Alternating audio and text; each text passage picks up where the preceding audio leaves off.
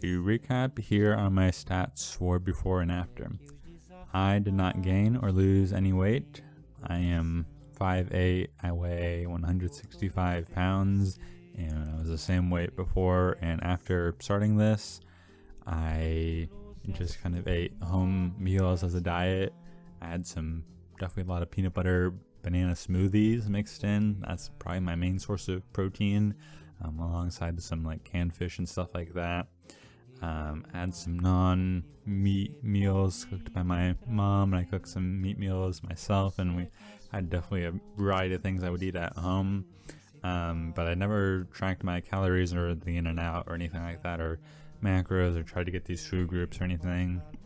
I've never really eaten fast food in my life or really dined out much due to COVID. I never dined out much in the first place, but I didn't eat out very much, just a lot of stuff at home. I would still snack occasionally, have my fair share of frozen waffles.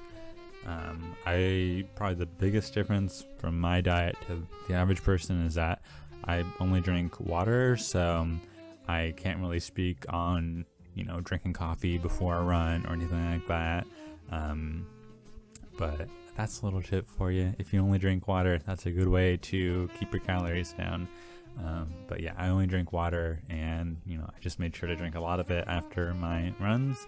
You will be going to the bathroom a ton, but hey, I like being hydrated. And then I did not stretch before or after runs. I didn't suffer any injuries due to anything. I can't speak any further on that, but yeah, I didn't do any stretching. I just did my kind of slow warm-up runs and kind of went from there. I didn't get any injuries. There was one run where I almost tweaked my knee a little bit, like stepping around a puddle, but other than that, I didn't really run into any issues. I did do a video. You can check in the description and you can see my video where I analyze my running form. I think that is a good thing to try and do. It might be worthwhile doing again for me now that I have completed the program, and see if I look any different comparing it side to side. But I do think it's worthwhile to take a look at your running form and see how you're doing. And I would chalk up a good bit of my being able to run consistently to trying to pay attention to my form. I don't think it's perfect by any means, but really being able to utilize your kind of weight transfer and being elegant when you're running, I think is very key in order to utilize your energy in the most efficient way. So definitely try and look at how you're running. If you can, record yourself on the treadmill or get someone else to film you running. My sleep schedule, I didn't really go to bed or wake up at any consistent times other than just waking up before the sun went down so I can get in those kind of longer 2-hour runs. And that's the biggest thing that I tried to do. So I guess I would get up at like 11 a.m. or 12 p.m. And I'd probably go to sleep at like 12 a.m. to 3 a.m. So if you're curious about sleeping habits, I was not a good example to follow, but it didn't seem to affect my running a lot.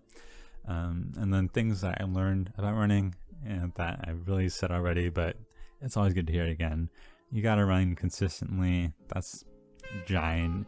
Do not quit if you need to adjust the timing. There was one day that I had to move my running day over because I did have work that day, and I could not fit a 2-hour run after getting back from work at 7 because I didn't want to do the entire thing in the dark. So I just moved the run over to the next day.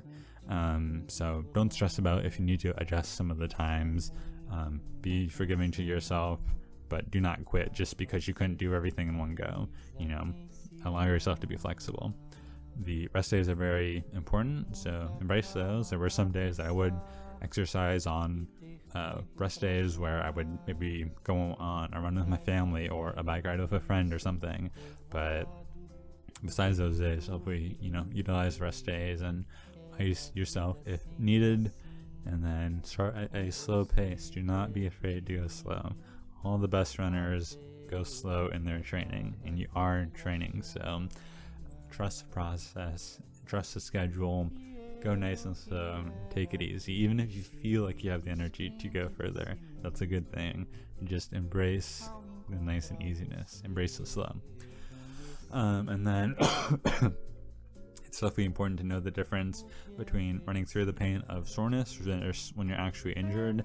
It is not helpful to run while you're injured. That'll just exacerbate the problem. But if you know that you're just sore and that's just you're building up muscle, I think it's fine to run through, that little bit of pain there. But if you're actually injured and something feels off, definitely do not, try and walk that off. Do not run that off. And then, certainly research your running form and try and analyze your own and record evidence of what you have done. That's very motivating for me, at least, and it provides proof of what you have done so you can compare that to future you. For me, I always listen to music while I run, so having a long mix to avoid kind of fumbling with the music, I think is very key for myself. I would always have to skip through some songs if I'm just going through my regular likes on whatever music platform I'm listening to get kind of the right vibe, but I would just go and listen to a really long, hour-long mix, and then I can just jam out through the whole thing. The producer already made transitions between everything, and it's a much better experience. So I would suggest that if someone has already made a mix, or if there's a playlist that you really like and you don't have to think about it, but those are two things that are definitely nice. I would also say that Bluetooth earbuds can be a very good investment. Having to run around the wire is fairly annoying, especially if it gets caught on things, or I have kind of sweaty ears, and so they can kind of clog the listening things, but I found that happens less on Bluetooth. So TMI, but just something you should know. Just one of the little few problems I ran into. Definitely tape over your nipples for all you fellas out there running. You don't think it would be like that, but you will definitely, sandpaper your nipples off on the longer runs, almost on any t-shirt, I feel like, because that's a lot of rubbing occurring. So I find band-aids work in a pinch as well, but just cover them with something to avoid that chafing. I would also say running in the dark always feels so much longer, so if you can run in the daylight, I would say try and do that, because I don't know, running in the dark always feels like it takes forever for me, so I try and avoid ending my runs in the dark. I also avoided eating anything before runs, and I didn't have too much water. I seem to be able to just have the energy still without having something large, and running with something in my stomach always felt so that's another thing that I think people have questions about a lot. And the ability to go far is always about going slow and building up stamina. So just forget about being fast. I said it a million times during this video, and I'll say it again. And I think the biggest things that I learned about myself during this time is that I really like seeing the data and the growth over time. So again, some sort of app to track your GPS of where you're going is always fun. And if you find any other friends that run, it's nice to be able to share data with them, and if you can go on runs with them, that's always a fun thing to do as well. Mix it up a little. I've always ran alone basically my entire running career by myself, so I'm pretty used to it and just listening to music, but running with others can be fun sometimes. And I think the biggest thing that I learned about myself is that as long as there is a set plan and a goal, I can follow through. And I think that's very important to myself again and again and again, and not just being oh, well, if my goal is to be the president, I can do that, but I won't really try, I have to have a set plan, and if someone else already makes a plan, that makes it even easier. And if there's a specific goal, then that makes it all the more easier to achieve.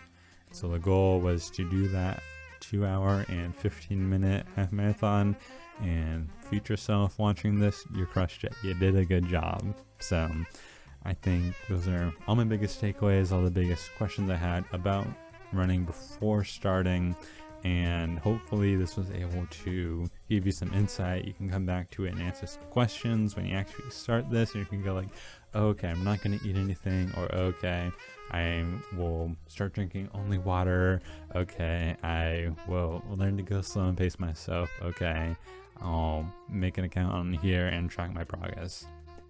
So hopefully this will be a good resource for all of you, and a good way to look back at how you also were able to follow a goal and follow through with it.